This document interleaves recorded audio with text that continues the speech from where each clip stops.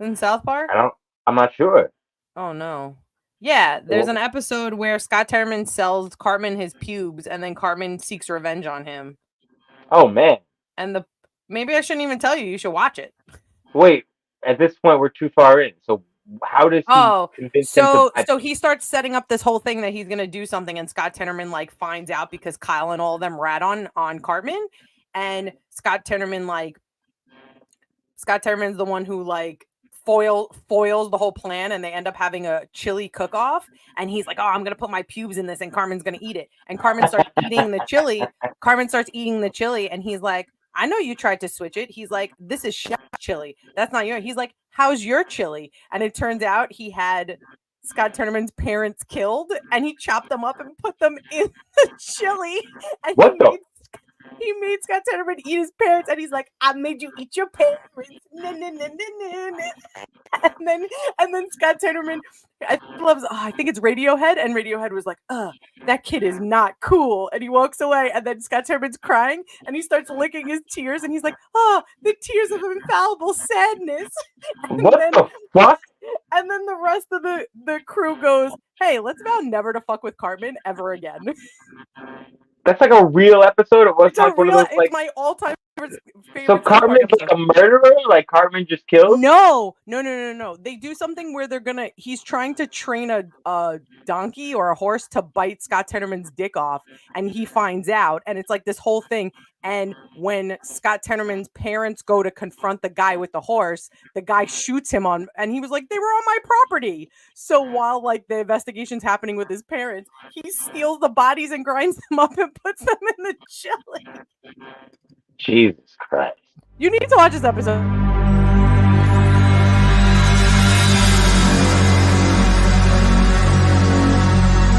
Ladies and gentlemen, the show is about to start in 10, 9, 8, 7, 6, 5, 4, 3, 2, 1. Not just smart, they heal Mars. They're not just smart, they heal Mars. They're not just smart, they heal Mars. They're not just smart, they heal Mars. Ladies and gentlemen, fans and friends, we are back once again. I am the custodian of charisma, the ophthalmologist of optimism. She is the sorceress of sass and the sultan of sarcasm. I am the ghost. She is the coach. Together, I'm Brady. She is Danielle. We are the best friends in all the land. We are the Heel Marks. And this is Mark of Honor, everybody's favorite Ring of Honor post show, coming to you live on BodySlam.net networks, whether it's Twitch, Facebook, YouTube, anyone's, I'm not saying Twitter, X, whatever you call it. If you've got a like button, go ahead and smash that thing. If you've got a subscribe button, do the same thing. If you've got a share button, go ahead. Why not? It seems fun. Everybody else is doing it. You see that comment section? Go ahead. Join the conversation. Let us know what you thought about tonight's episode of Ring of Honor. Let us know what you think about our thoughts about tonight's Ring of Honor. And as always, please don't be a stranger. Go ahead to slamchats.com. Support the whole network. Also, don't forget to follow us everywhere at the Heel Marks. Did I get everything, Danielle? Yes. We got everything? I think so. I think you got everything. If you guys want to get some Heel Marks merch, and who doesn't need some Heel Marks merch in your life, you can go to ProWrestlingTees.com and go ahead and support. Danielle's got a puppy. We got to get that puppy like little leg warmers now and like all types of hats.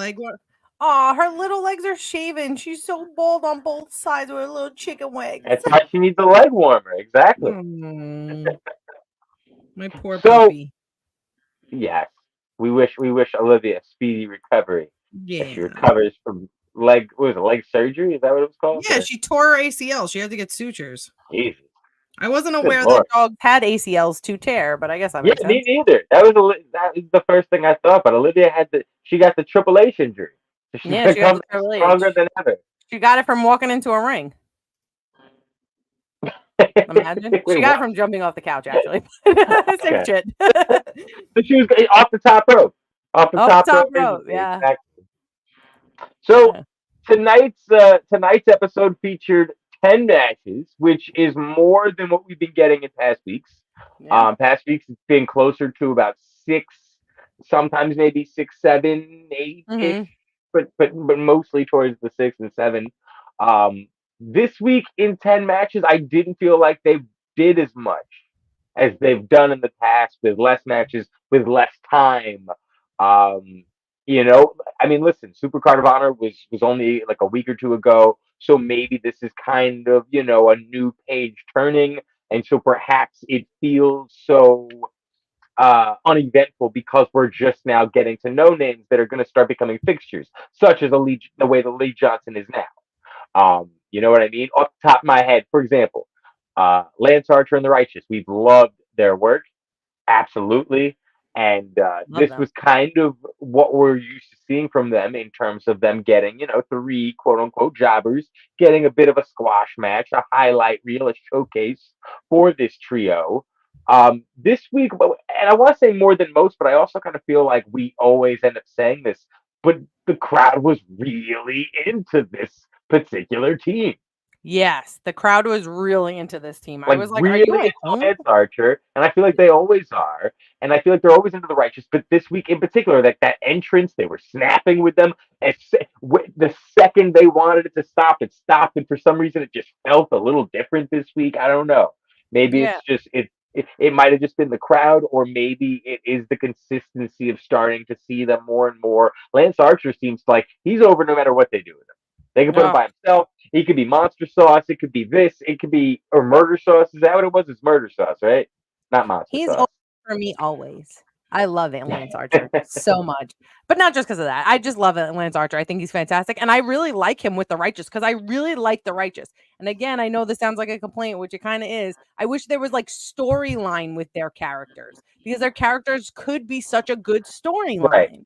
And that's kind of like why I brought them up, where it's like I'm almost willing to forgive this if this was kind of just them saying, listen, we're gonna go all the way with this trio. We want to start establishing them, so let's just give them a squash match here, and then we'll do a little more with them storyline. We'll find something for them, maybe starting next week.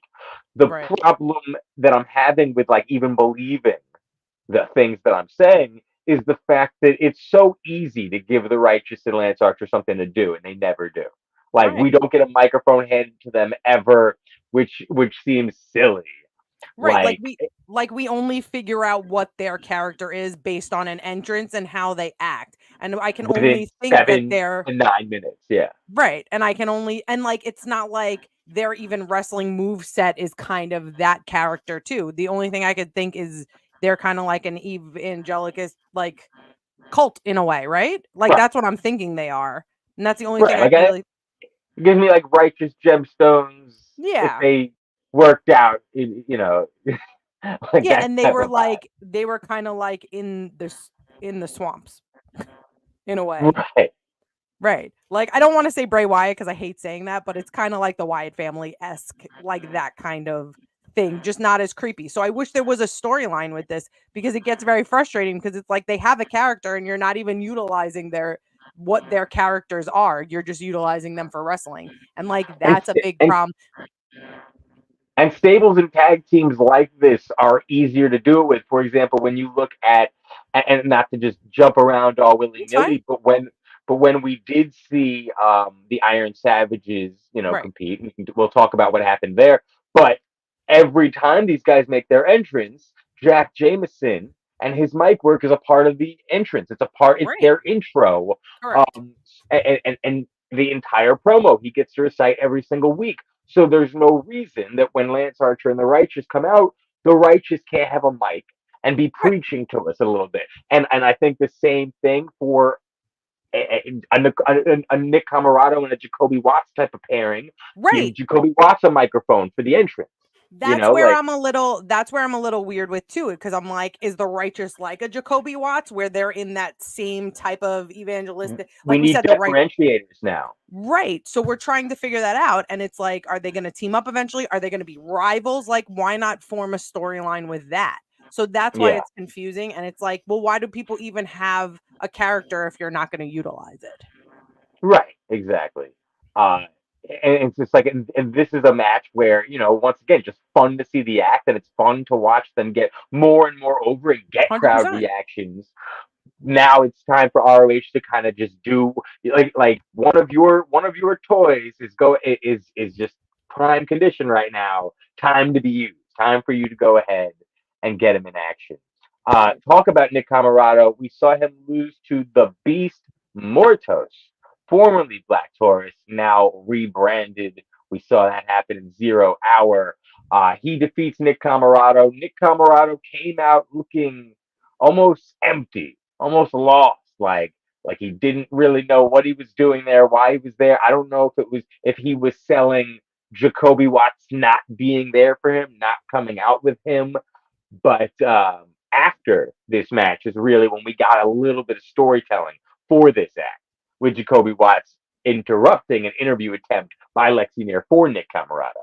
Right. That's where we could have had it too with the Righteous. Maybe the Righteous tries to recruit Nick while Jacoby Watts is trying to recruit Nick, and you're trying to figure out whose side, like who is he going to choose, or how is he going to start not going down on himself and start winning matches.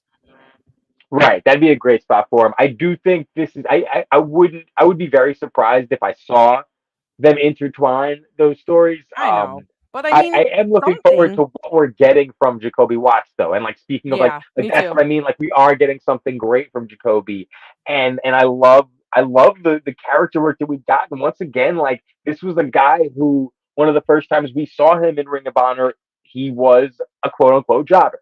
He was there to put someone else over. He did not get an entrance. And then you give him a book and a microphone, and he has reinvented himself. And he's 100%. become a highlight of every week. And they give him 2 minutes if he's lucky. And he's still a highlight every week. Yeah, they gotta, and they have to pursue it a little bit more. Like, come on, let's get some storyline going. Like, I feel like this is the second or third time we saw him. Let's get something going.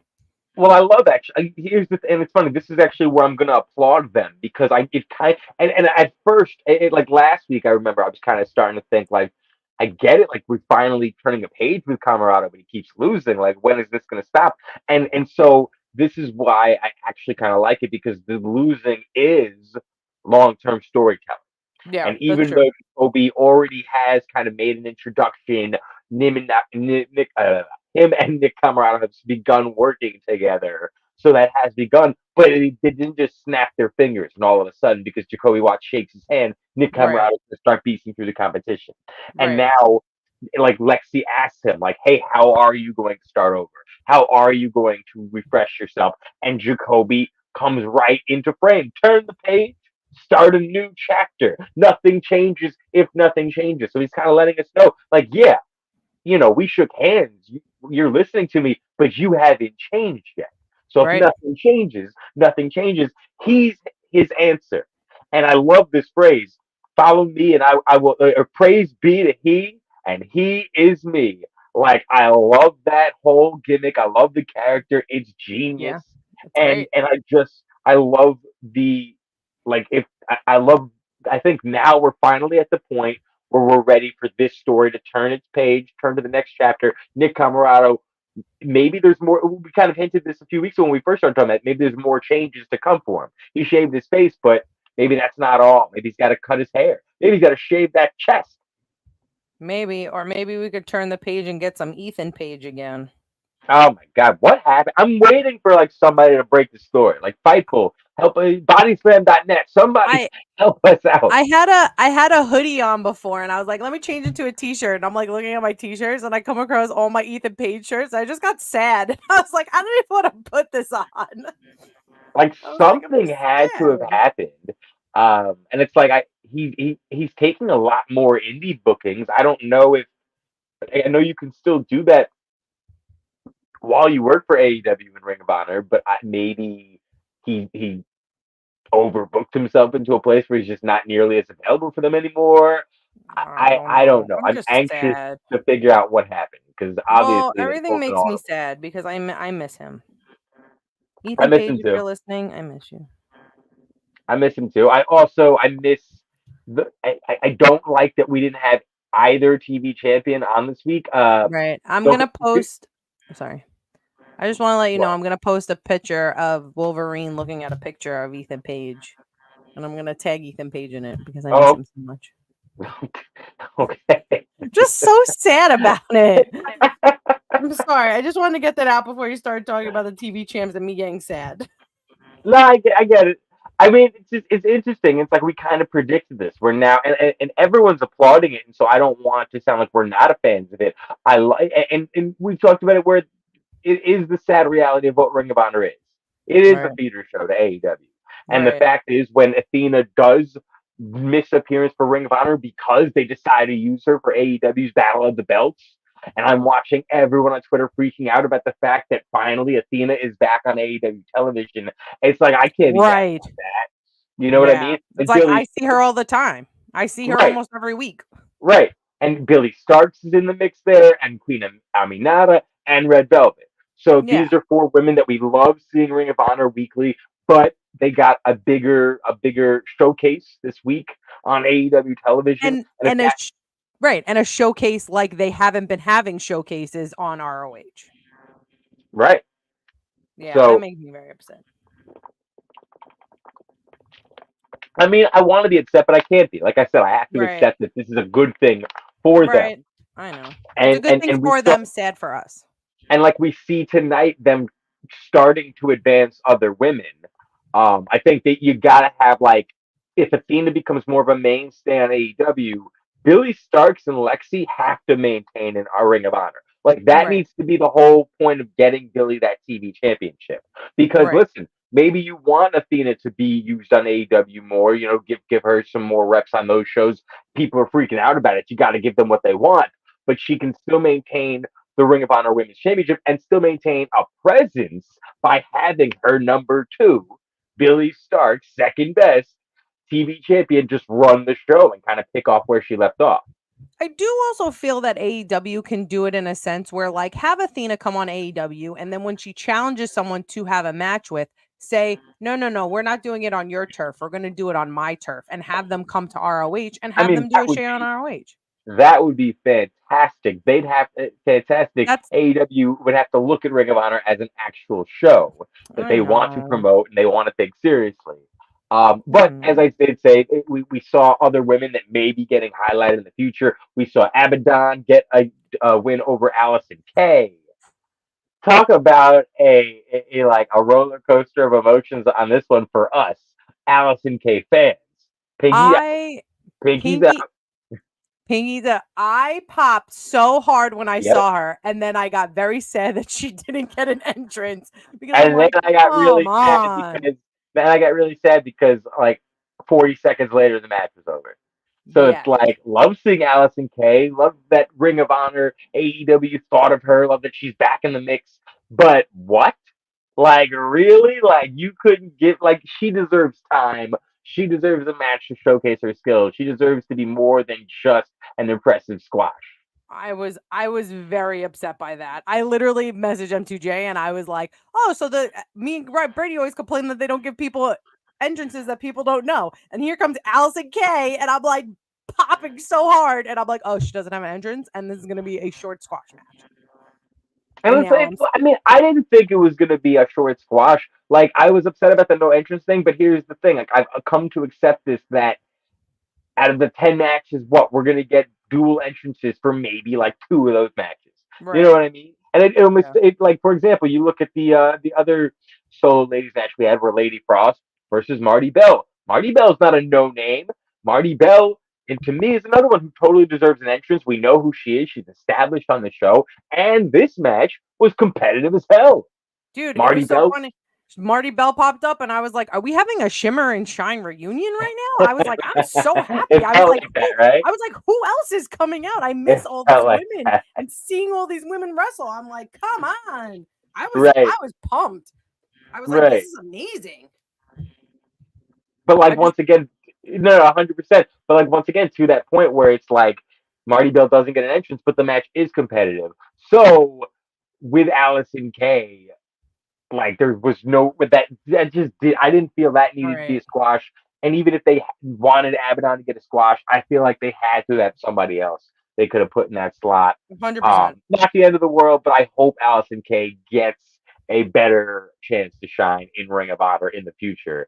She'd be a wonderful addition to the women's division. Oh, 100%.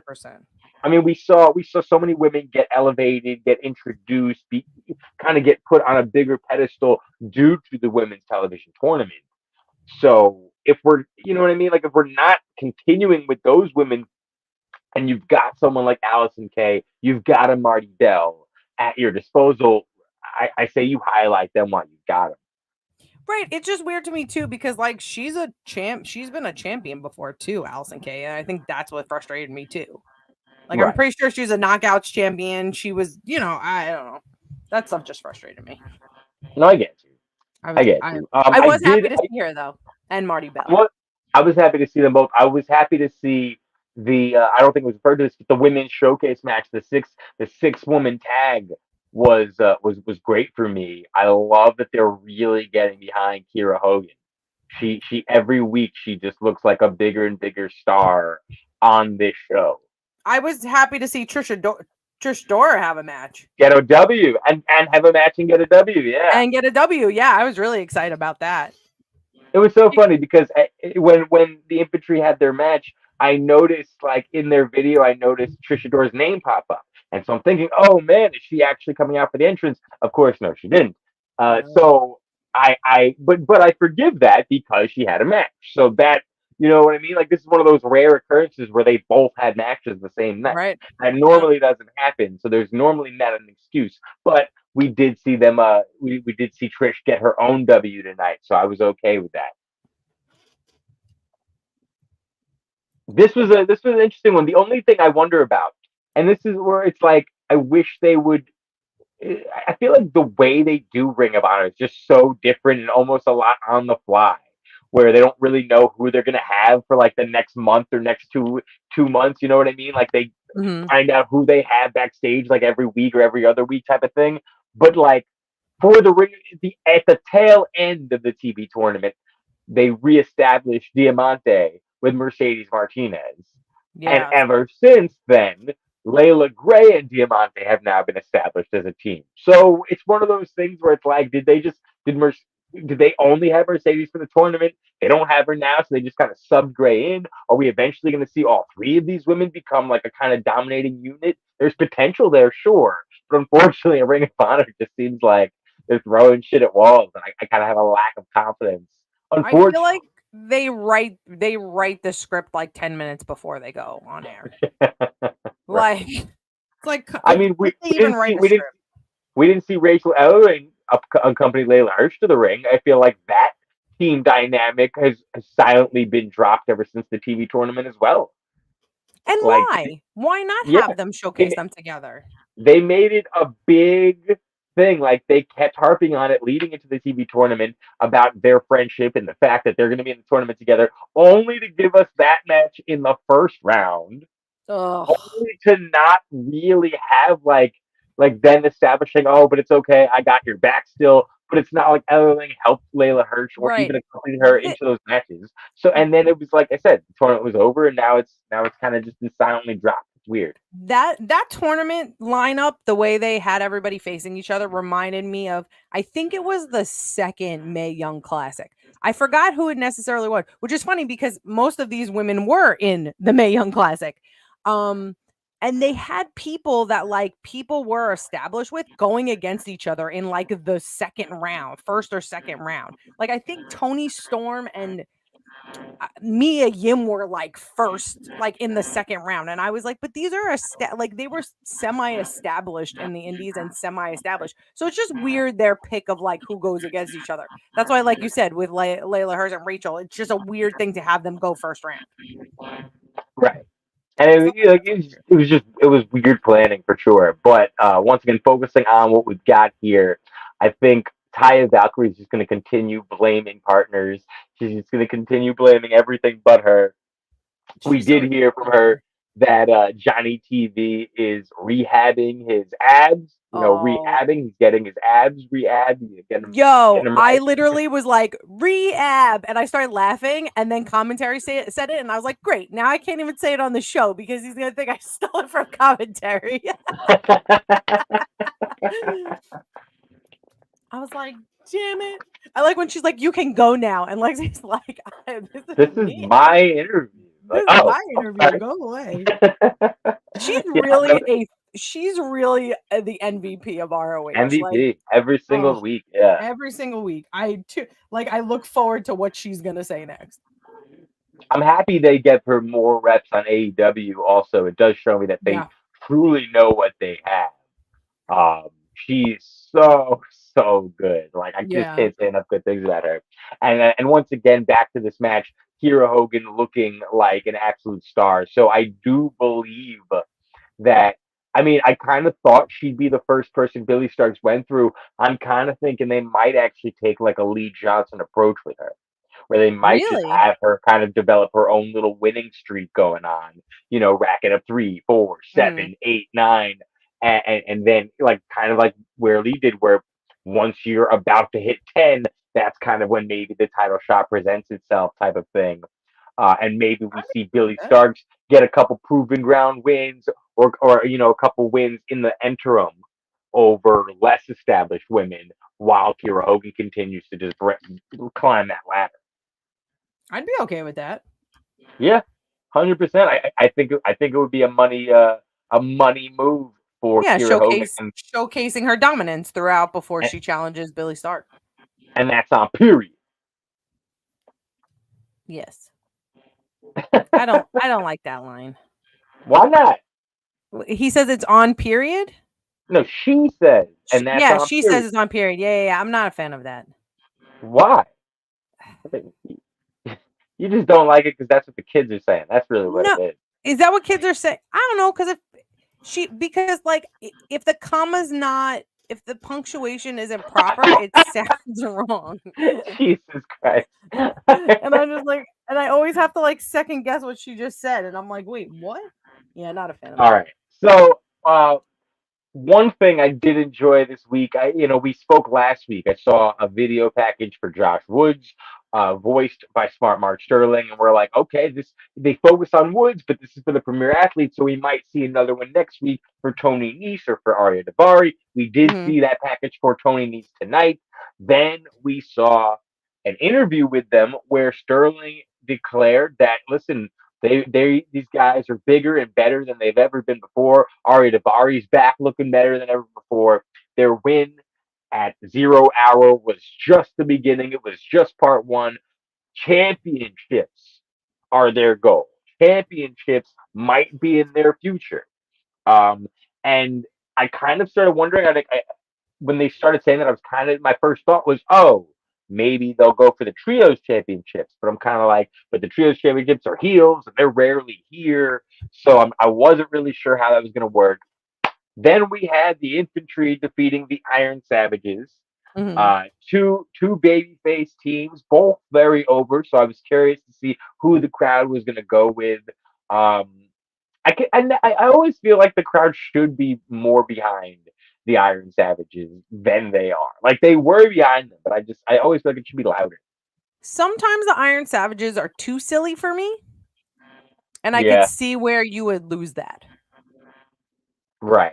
Like, their silliness is fun, don't get me wrong. I don't mind it, but sometimes when it's costing them matches, it's not as too fun. Much. Correct. Right. Even the stuff they say with their promo, like when they first come out and he has the mic and they're doing all that stuff, sometimes that takes away, and I'm like, oh, okay, I get it. You're a meathead. Can you hurry up, please? It takes away. I don't know if it takes away. I've always said I think sometimes that intro, like that whole spiel, is just missing something. Like, it's like maybe it's trying to be the Enzo Amore style, Road Dogg style, right. Where you look forward to it like all the time. And I just don't think the crowd looks forward to it nearly as much. I don't find myself looking forward to the whole thing nearly as much. Like, I like parts of it, and I like that it's happening. Like, I personally think he still needs to be workshopping and fine tuning exactly what that script is, what that Right. line, what those lines are. Like, I don't think it's a winning product, but he hasn't changed in a while, so I think he's kind of, done Mhm. with it. But if I was him, I would retool that a little bit. Just a little. Good to see the infantry get a big win after they did lose to the tag team champions at the pay-per-view. So good to see them continue to remain atop the tag team divisions, or at least be thought, because premier athletes attack. We see the premier athletes come out, attack the infantry, leaving them laying, only for the Avengers to assemble. And I have no idea why. This was so fun. Dalton Castle coming out. I'm literally writing it as it's happening, and I was like, Tony Nese's crew comes out and attacks them. Then Dalton Castle comes to save. Shower shoes off. Well, the first thing I thought, and this is just, it's going to take some getting used to, I think. But basically, when I hear Dalton Castle's theme scream, boys, like, especially as tag teams are beating up on each other, my first thought is, oh shit, boys are back. No, they're not. Of course, that's Dalton Castle's theme. Oh, man, why would you do that to yourself? Right, exactly. And so when Dalton Castle comes out, I'm like, okay, but why? And I'm like thinking about it. I'm like, I don't remember the premier athletes attacking Dalton Castle. I don't remember the infantry and Dalton Castle ever being friends. Then immediately after Dalton Castle comes out, you've got the world champion, ROH champion Mark Briscoe comes out, and with Brian Keith and Cassidy Lee. So 4 dudes are coming out against 3 guys to defend 2 guys. What? I don't think they were necessarily defending the infantry. I think it was more, you can't come on this show and start roughhousing people for no friggin' reason. I think that's what it was. Like, you can't just make up your own rules to ROH when we've already established. So I think that's what it was. But people get attacked all the time. Let's not act like people just don't get attacked. No, I'm not acting like people don't get attacked. I'm just saying, like, maybe that's where they were going with it. Maybe it was like, oh, you can't come into our house and do this because they haven't really, like, I don't know. I'm trying to figure it out. I'm just thinking maybe that's it. Right. I mean, listen, that's kind of how commentary made it sound like. Commentary kind of sounded almost like the premier athletes were an invading group that were, challenging Ring of Honor, and these guys in the back were like, nope, not going to handle it. Yeah, they were fighting with dishonor, and we don't stand for that of Ring of Honor. Right? Yeah. I don't know. I'm trying to help. That's what I think. I think maybe that's what it was. They were just like, you can't come in here. Like, we're Ring of Honor, and you're dishonoring everybody by coming in and doing whatever you please, and not, and doing whatever you please and just roughhousing anybody. Like, you can't do that. And that's why Mark Briscoe, who's the ROH champion, who we're very happy to see on ROH doing his thing, and him, taking care of his. So that's why he did. Right. No, I get it. To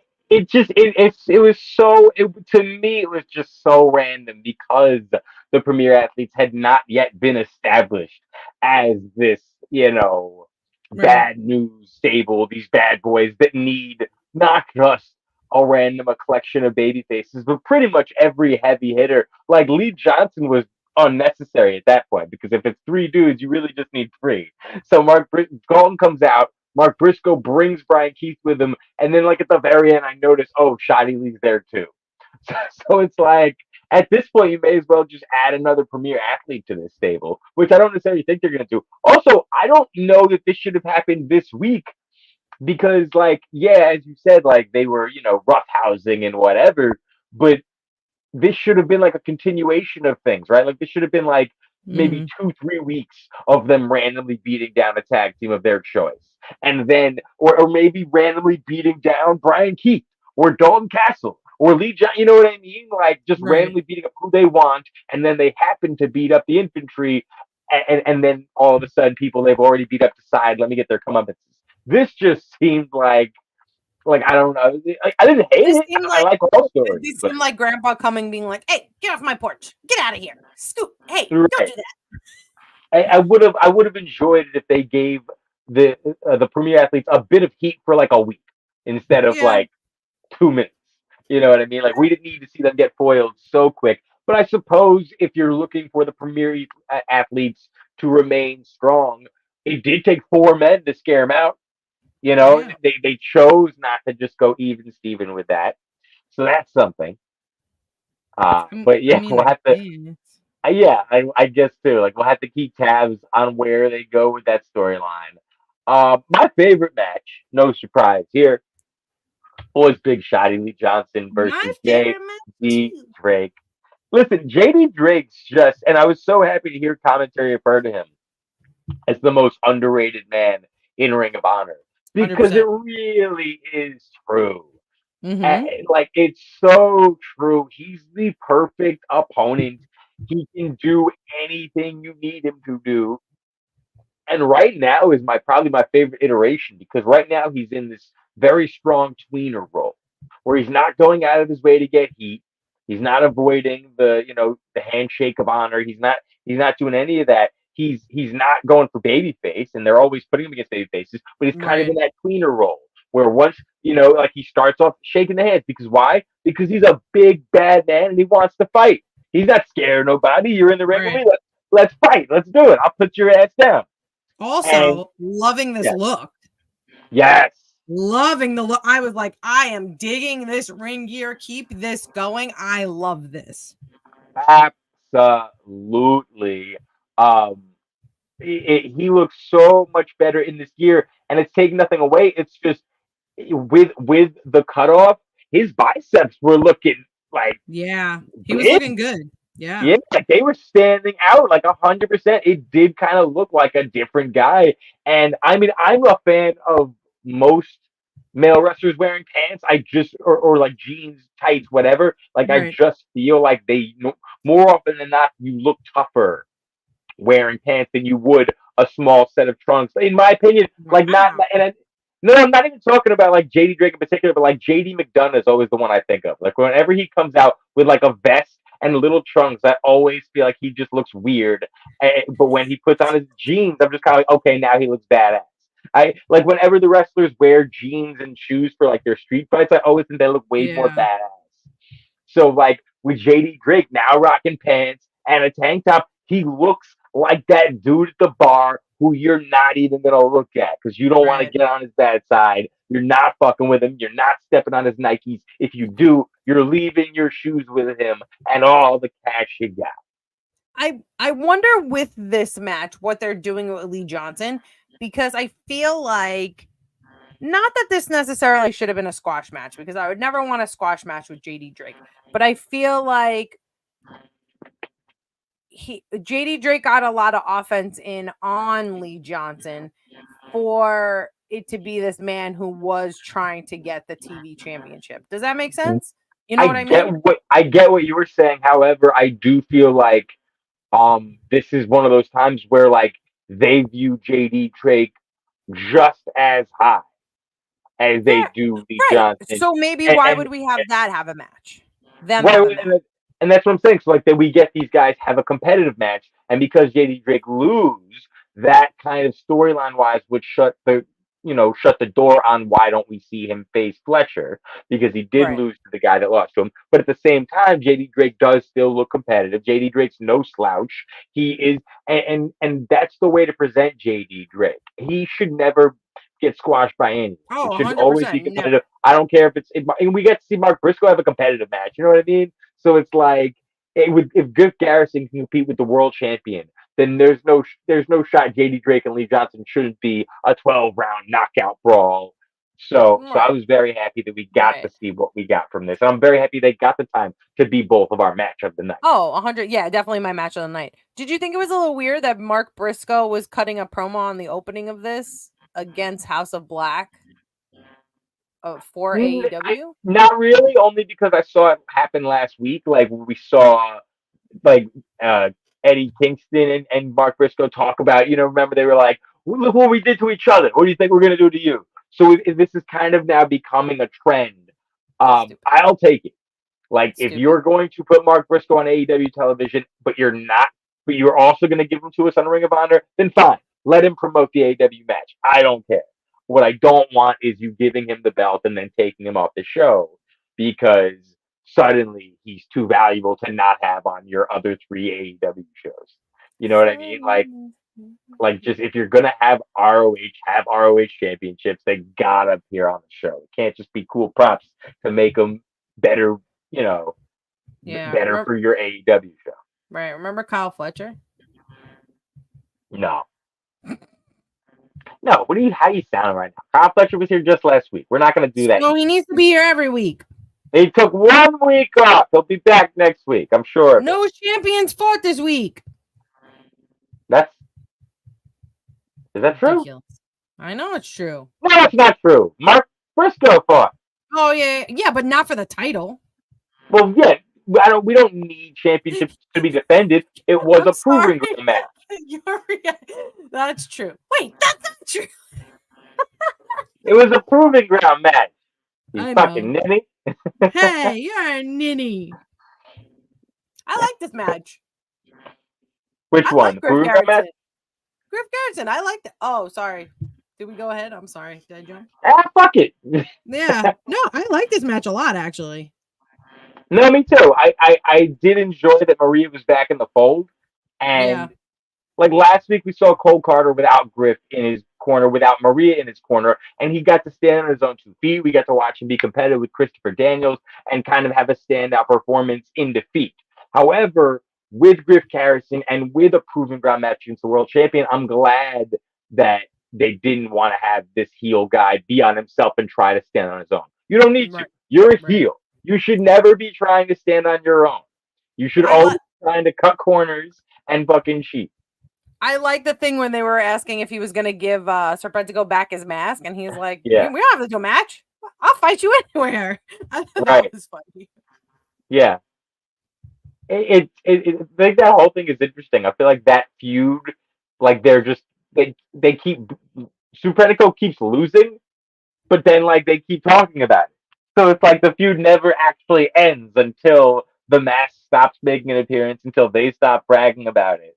Yeah, imagine Serpentico's just like, I don't need that mask, and he just brings out another mask. He already did that. What are you talking about?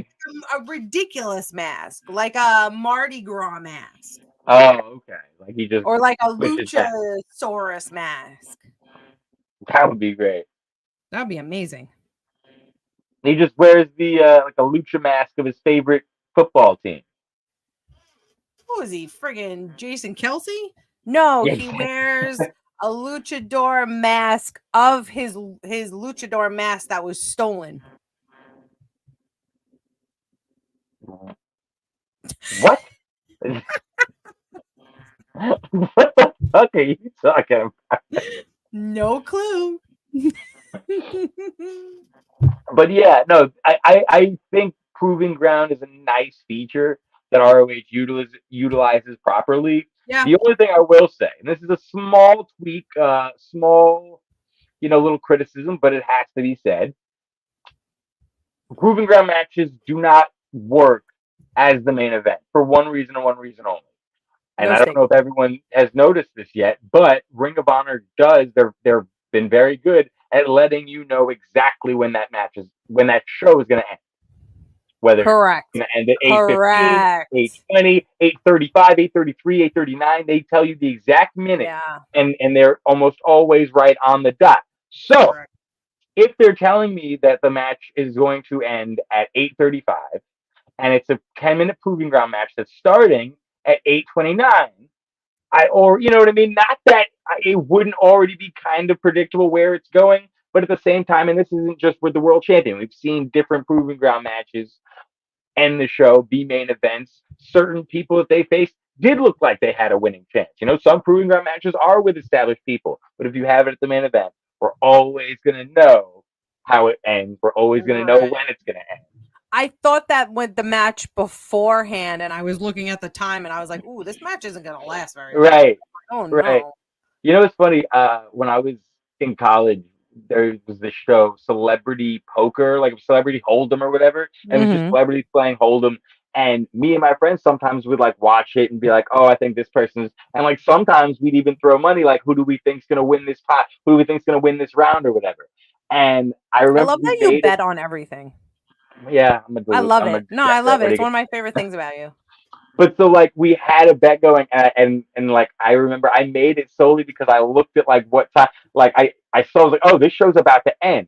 This guy's got more money. Okay, boom, this guy's gonna win. And so like I made the bet, I won the bet, and then I immediately like gave the money back to him. He's like, why? And I'm like, and then I told him, I like showed him like, bro, this thing was programmed to end in 2 minutes. I knew it was going on. He's like, oh my god, I can't believe that. I would have kept the money. Really? Yeah, 100%. I'm a heel. Fair enough.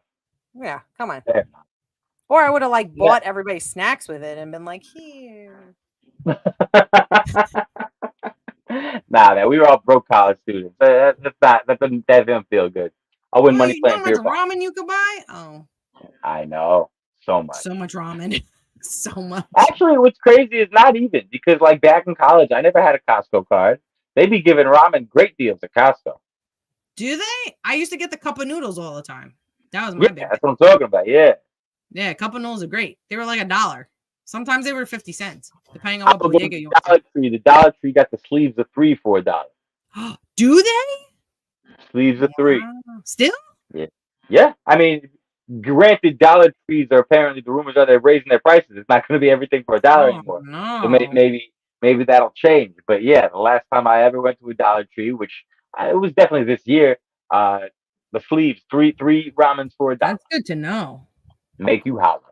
Yeah, I love ramen, but then I realized like it takes forever to digest out of your system, but I still love it. It keeps you full. Like if I make a thing of ramen, I'm full. Yeah, I get mad at myself if I have ramen and I'm like still ready to go. Yeah, that's the worst. I sometimes put My egg in room- there. My roommate will make ramen and eat it while he's like eating a sandwich, like just like double go. People love ramen, man. I love it. So it takes you back, and it's also just so people love anything that's easy to fucking make. Why do you think people are obsessed with grilled cheeses? Because nobody can't make a good one. That's not true. You can make a bad grilled cheese if you don't I've melt the seen cheese people make- properly. Yeah, but you could also make a really great one easily. You just get some nice thinly sliced tomatoes. You throw that right in there. You know who probably makes a really good grilled cheese? Your John mom. Silver. Oh, my mom does. Yeah. John Silver probably does make a really good grilled cheese. I was so excited to see him on this show too. I love John Silver. My little I shark do king. I do like the tag team of John Silver and Evil Uno. I find it weird that like Dark Order. I don't know if these are the only two left anymore, or if they're just like I think there's still like one or two that's still with them, but like they used to always come out, and now it's just Dark Order really was like the Willy Wonka kids, man. We're just like over time they just kept going. That makes me sick because I really like the Dark Order. The Dark Order was a good gimmick. I really like it. I'm kind of shocked that the stable is actually still like going by that name and like still like I'm kind of shocked they haven't just rebooted and retooled Maybe they're it. sad to do it. Yeah, but they don't even like they don't actually live up to what he did with it. You know what I mean? It's not like they're keeping it alive and keeping his memory alive. For example, on the WWE side of things, they're getting hints. We're thinking about maybe they're kind of gonna make a stable that pays tribute to Bray Wyatt type of thing. We know that shit's gonna be fucking perfect because they're not gonna do that and potentially, not live up to what Bray Wyatt did, not do his legacy justice. So I like with Darth Order, they never did his the closest they got to really doing Brody Lee justice was when they were with Hangman and just getting that main event spotlight, Definitely. and even that never really had the payoff that it should have. And because of that, it kind of that was when it just started fizzling out once they decided to drop that shit. Yeah. And then even when they had Dark Order kind of go heel on Hangman like months ago and kind of like, oh, you don't need us anymore, you're with your new friends, like that mean streak didn't really carry on. Dark Order's kind of back to doing everything they've been doing, so it's strange, but yeah. I don't well, us going back to what we said about how we're like, I don't know how they write this show. And this isn't insulting to Dark Order, but I feel like after an AEW show, they have people like Zach Patterson and Frank Milano, and they're like, hey, who wants to fight these guys? And they just look, they're like, who wants to stay around for an extra match? And they kind of are just like, hey, can you do this? Or they look at the roster and they're like, hey, can you do this for us? Like, and that's, I'm not insulting the quote unquote jobbers either. I'm just saying. I hear what you're saying. I don't think that's the case, actually. I do feel like they've made the decision to keep Dark Order around in Ring of Honor, where Ring of Honor is a place where they can be on the winning side. Ring of Honor is a place where they can kind of, they can get built up again in Ring of Honor, whether it's the tag division or solo division.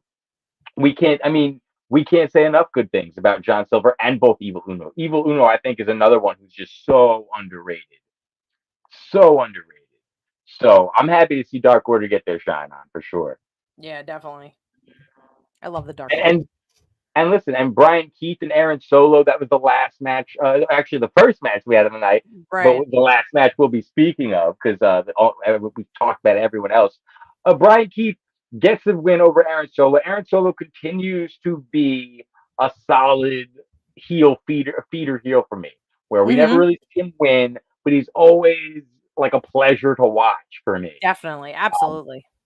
We talked about the first week we saw him kind of get really enthusiastic about giving the handshakes and like being a heel, being a pain in the ass about it. And I love seeing that continue. Like, I like that. And then as Brian Keith beats him, he then is enthusiastically giving it to him at when he's on the ground. And so he's really helping people get over too, in a sense, because by doing those handshakes, people are like, oh, I can't wait for you to get knocked out with this bullshit. And then they win, and then people are excited about it. I mean, that's the mark of a good heel, right? 100%. 100%. I mean, like, that's the whole goal. You need the crowd to hate you. That way they love whoever's hitting you in the mouth. Like, so the fact that Aaron Solo does not really get wins, does not really get promo time, does not really get to do anything or say anything that would truly make the crowd like look and be like, oh, Aaron Solo's coming out, boo, you're a monster. Like, no. But he's able to find new creative ways other than just flipping them off or insulting their city or pretending to like blow snot buggies at their way. Like, no, he's coming out with new creative, innovative ways to be a heel. Because tell me no, this guy's shaking everybody's hand and being obnoxious about him. Don't you want to just give him a punch in the face? I mean, you don't, because you love people that disrespect the handshake. I do love people that disrespect that stupid handshake. So stupid. That stupid hand. I hate that thing so much. I hate that almost as much as triple threats. Actually, I'm minding it more than a triple threat. I can see that. And with Brian Keith, I mean, we kind of were joking about it a bit, but as I said, when they did have their Avengers Assemble moment, it is important to note that like these are who they look at as their big. This is the top four. They're top four baby faces. You've got your new world champion. You've got Dalton Castle, Brian Keith, and Cassidy Lee. I'm really excited to see the progression of Brian Keith, because when he like debuted at what pay-per-view did we cover? That's when he debuted. And he won. He came out on the spot. Remember, there was like a mystery spot, and then he came out, and he's been progressing ever since, and people are really behind him. Love that. Yeah. No, he's a big moneymaker, or definitely a game changer for Ring of Honor. Like, he's a guy. The only thing with him is he's another one where I kind of wish they would turn a page with him now. Like, give me a feud with him. Like, I mean, maybe we see some stuff with him in the Premier Athletes now. It could be him, Dalton, and Cassidy Lee taking off the Premier Athletes. I could see that. Mark Briscoe maybe gets involved another way. I mean, we talked about Premier Athletes wanting championships. Maybe Josh Woods goes after Mark Briscoe, and that's why Briscoe got involved. And so maybe we do see one of them compete for the ROH World Championship. I mentioned earlier maybe they can come for the Trios Championships. The Tag Team Championships are up for grabs. Obviously, that makes the most sense since they did attack a fellow tag team, the former number one contenders for the tag team championship. So it's an interesting time for the Avengers to assemble to take on, I guess, this new heater of a stable that we're supposed to fear in the premier athletes. I love these little things that you wrote at the bottom. Attack! I love them. Yeah. That's what I thought. I was like, premier athletes, attack! That's what Smart Mark Cody was saying. I love He set them down, and then they just started taking names and kicking ass. Guys, thank you so much for tuning with us. As always, you watch Ring of Honor, you watch Mark of Honor. We appreciate you. Thanks as always to BodySlam.net. Don't forget to go to SlamChats.com. Support the entire pod network. Don't forget to follow us at the Heel Marks everywhere. At the Heel Marks. Be sure to listen to us every single week. Shop, get our merch. Get yourself some Heel Marks merch as the spring is upon us. Nothing like a good old Heel Marks t-shirt. If it's hoodie weather for you, we got them too. Yep. Go to ProWrestlingTees.com. Guys, we will see you when we see you. You guys are the best. We are just trying to be like you. And never forget, we are not just Smart Marks.